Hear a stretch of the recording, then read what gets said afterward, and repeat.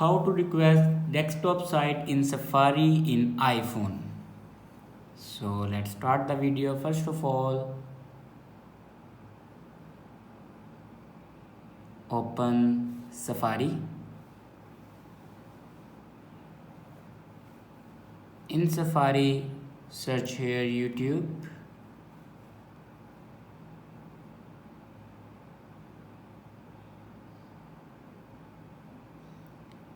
Now here you can see the option square and two lines. Now click on it and then click on these three dots. Now here you can see the option request desktop site. Now click on it.